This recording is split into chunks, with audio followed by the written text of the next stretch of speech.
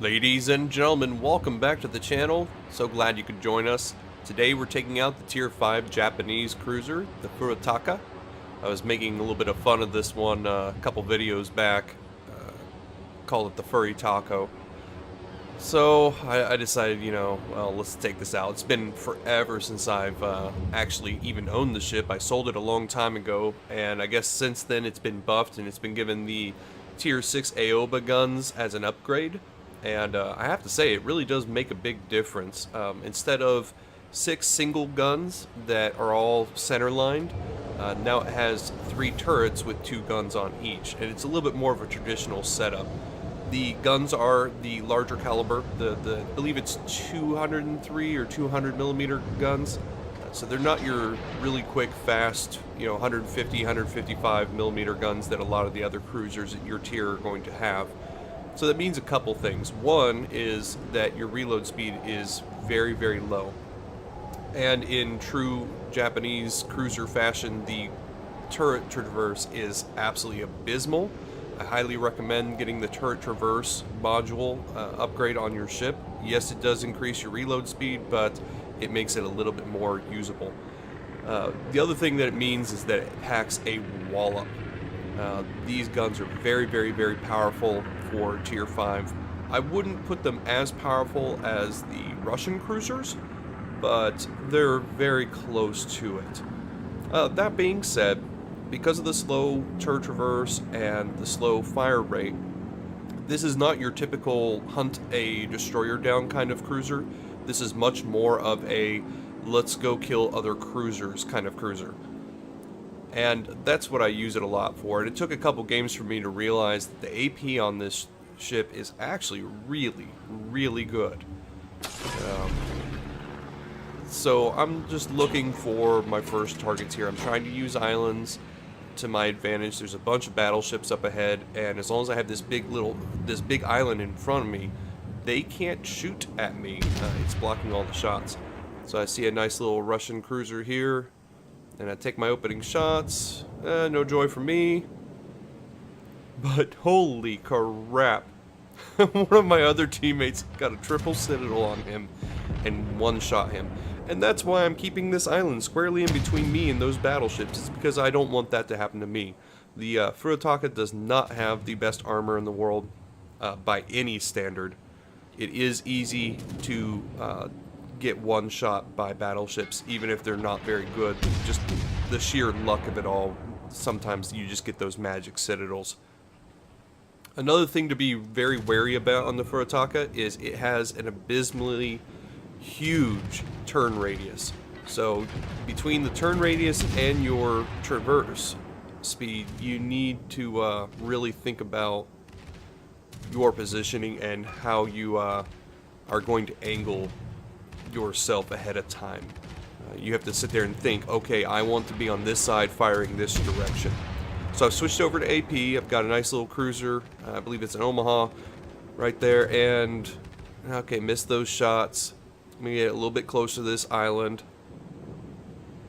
And I'm just making sure I keep this island in between me and all those battleships, and then all these cruisers that are poking their heads out are giving me fantastic targets. So he's about to get out of my range. Okay, so let's just switch over to this Omaha. Yeah, I'm hitting the island, so let's back up a little bit here.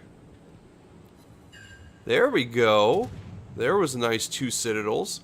And this is at pretty decent range too, so it's not even that you have to be point blank to get these citadels. As long as they're giving you a nice big broadside like this, honestly, you can citadel them all day.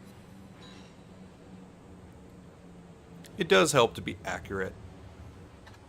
Alright, so I pulled enough away from the island now. Now we do have incoming planes. So let me see if I can get one more shot off. There's my shot. Yep, we have incoming torpedo planes. And triple citadel.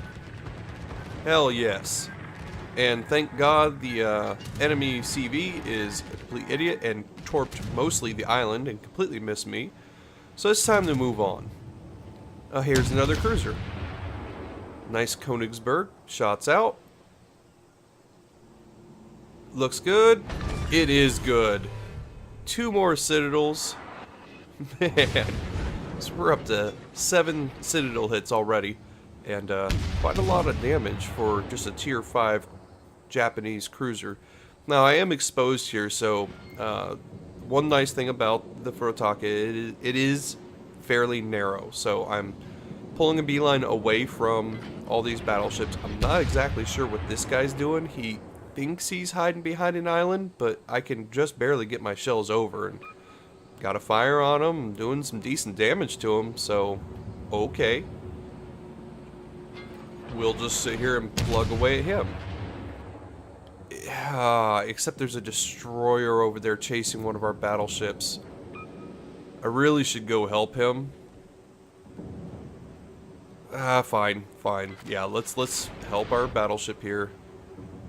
Now, I'm not exactly the best suited ship to be killing destroyers. I do have hydroacoustic search, so I'll hopefully be able to see his torpedoes a little bit sooner.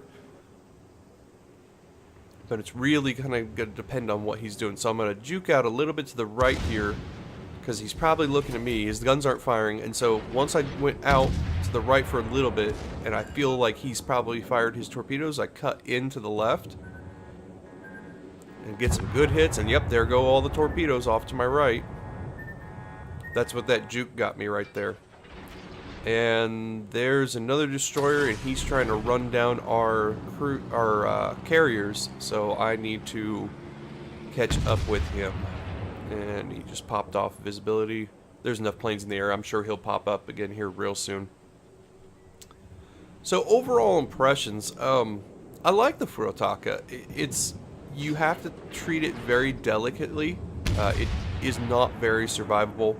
It also fights you in the sense that with the slow turret traverse and the slow reload speed and the huge turn radius, it's something you really have to have a lot of, finesse to utilize properly, because you can very quickly try and do a maneuver to avoid some shells and suddenly find yourself pointed the wrong direction with your broadside facing a battleship. Your guns can't fire because they're trying to catch up to your turn, and then yeah, you're just toast at that point. So you have to be very, very, very careful. And again, you see I'm trying to pick off this destroyer. You see me do this all the time in other videos, and I'm normally very, very good. There he finally drops, but it took a little while to actually drop him, and it's because I'm only firing out 6 shells at a very slow reload speed. It's just not designed to do that. Whereas you saw me just absolutely demolish a couple of those cruisers earlier in the game. So got to play to your strengths, but in situations like that, stay flexible.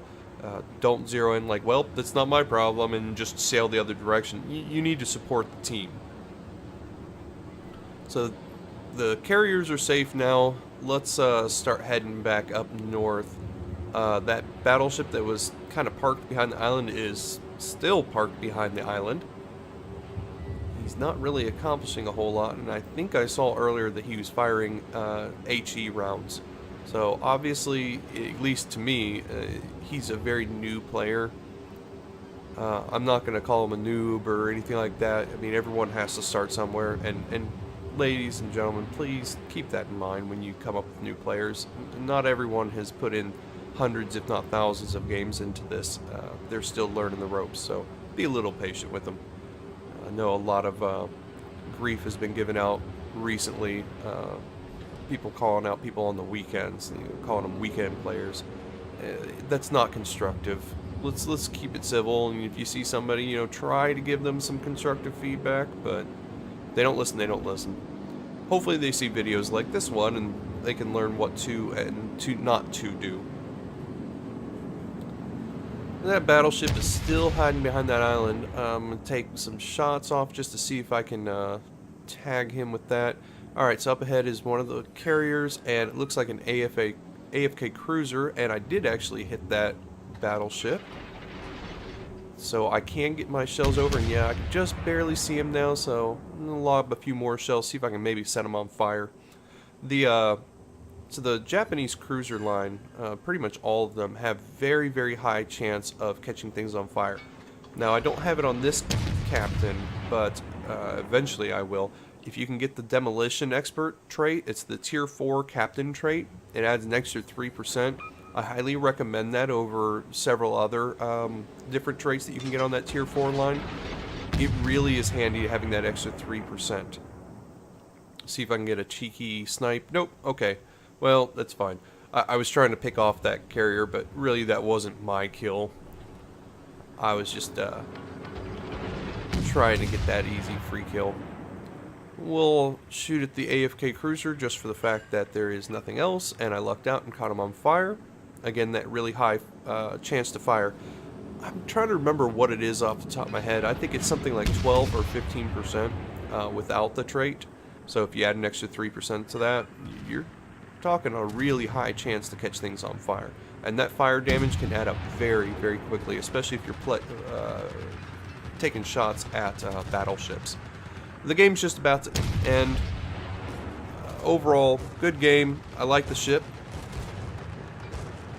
And let's see how we did on the post-game screen. So how'd we do? Well, we got 308,000 silver, 4,000 XP, 200 free XP. We got Confederate and Devastating Strike, 75,000 damage, which in Tier 5 is fantastic.